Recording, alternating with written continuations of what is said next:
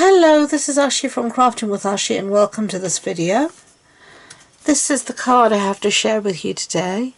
It's using watercolour pencils and stays on ink. Really pretty. And the stamp set is this one called In the Country. So for the last card I used this one. I'm going to use this image today.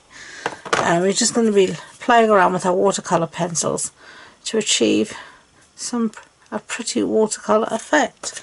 So let me show you what I did. I have my stamp set here in my Stamparatus, and I'm going to stamp on some shimmery white cardstock because this will take the water much better than basic white. You really do need to use shimmery white or watercolour paper because it just takes the water a lot better. If you use basic white cardstock, you'll find the cardstock will peel and it just won't stand up to the water very well at all. So you do need to use the right paper for the right job. Now you'll use stays on ink. I'm using another permanent ink because I can't stand the smell of marzipan in stays on. But that's my own personal preference. So we're just going to stamp. And I've got it here in the Stamparatus so I can stamp it more than once to get a really crisp image.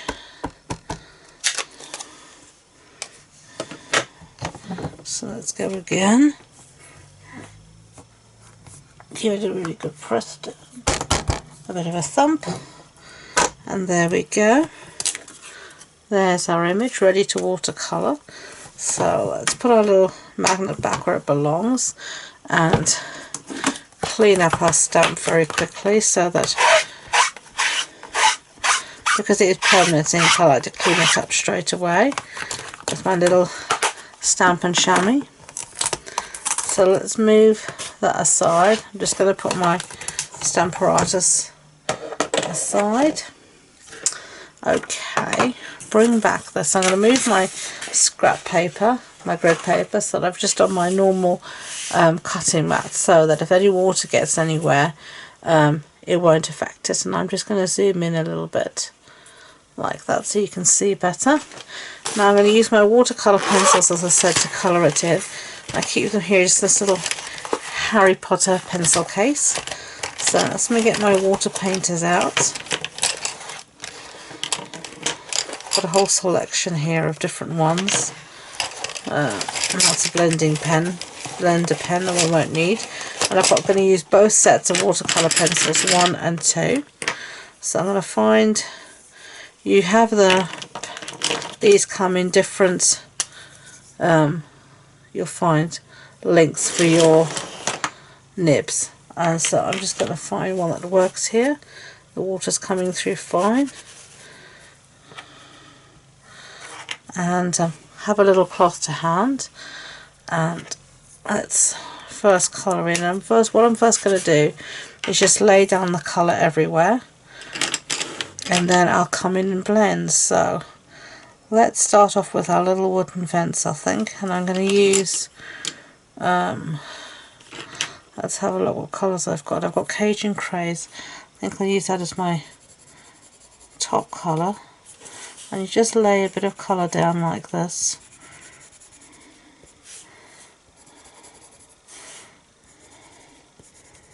Trying to stay within the lines as you did as a kid when you were colouring in. And I'm going to add a little bit of shading in places with, darken it up in places with my, this one is Early Express. So remember, you can always come back and add more colour, so don't worry. Okay.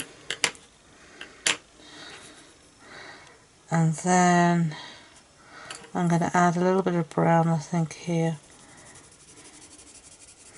where the ground's been trodden away and you've got a dirt road.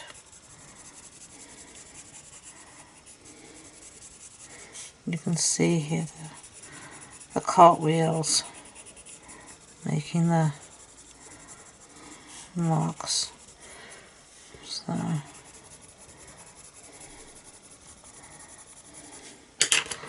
add a bit of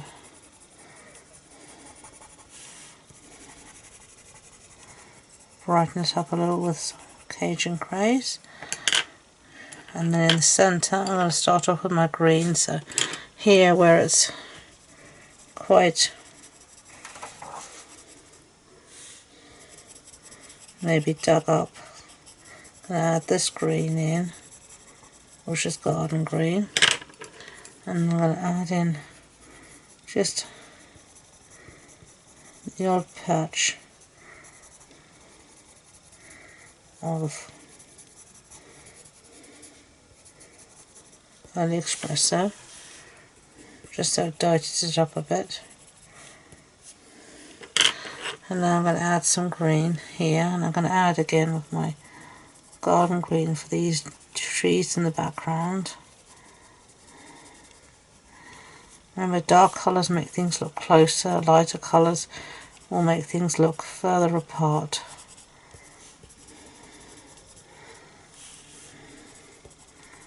I'm just giving it a little bit of colour, not much.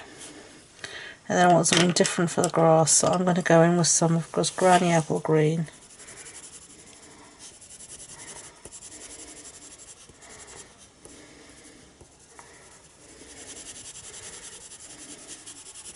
I'm just laying some colour down, and I'll come back and do some more differentiation.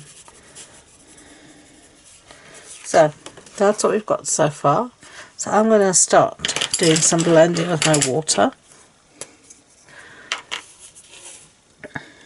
So just, I'm actually going to change brush because this one's letting through a bit too much water for my liking.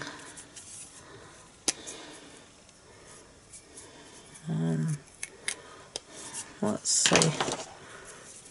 I've got a whole ton of them here. I'm going to use this one. It doesn't really matter.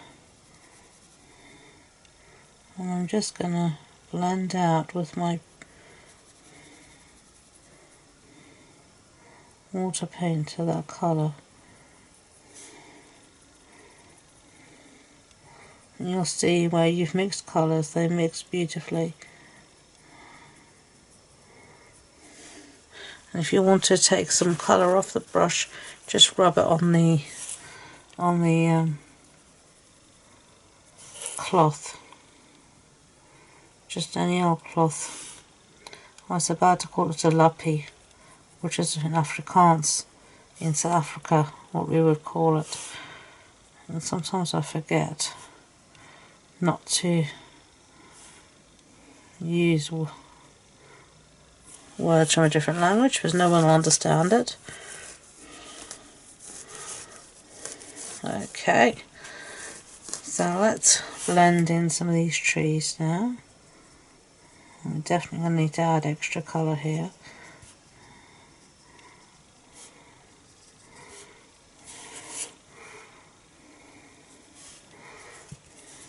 And blend in some of this.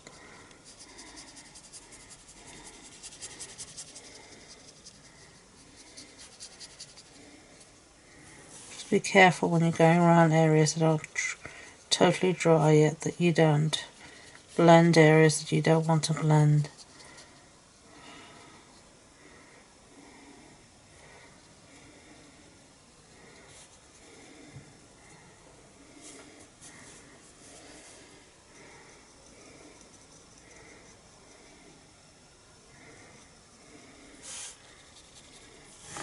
Okay, so that's what we've got so far. So I want to add a little bit more shading, so I'm going to take my brush directly to the tip of my pencil and just pick up the colour like this, and then add in where I want the extra colour.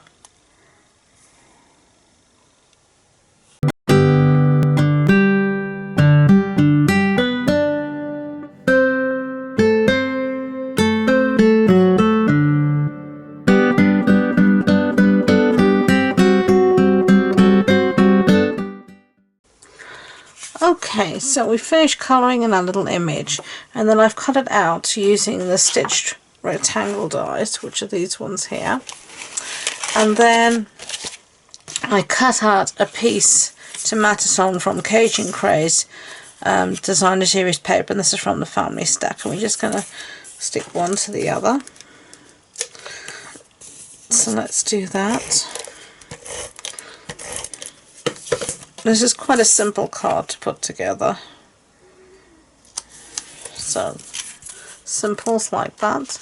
Card base is basic white, thick basic white. It's a standard A6 card base. That's an A4 sheet cut in half and then folded in half. And then I have a piece here of crushed curry designer series paper, and this measures 14.35 centimeters by 10.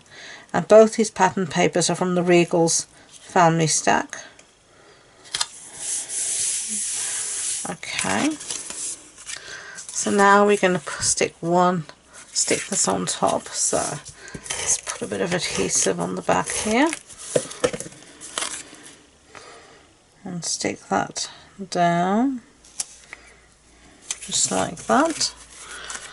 And then I'm going to just do a little bit of embellishment using these pastel pearls. So let's use these ones again, and I'm just going to put my normal line of 3. I don't know why I like that so much, but I do.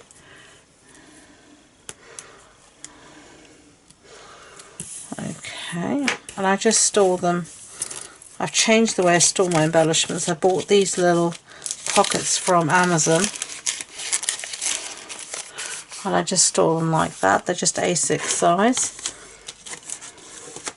So there you go. They're the 2 cards, the 2 images. I hope you like them. If you did, I'd be grateful if you could give it a thumbs up so YouTube knows. And please don't forget to subscribe to future videos. If you want more information about the project, the measurements, supply list, etc., it's all on the blog post on my website. And the links to that and all my social media links are in the description box below. So thank you again, and until next time, enjoy being creative. Bye.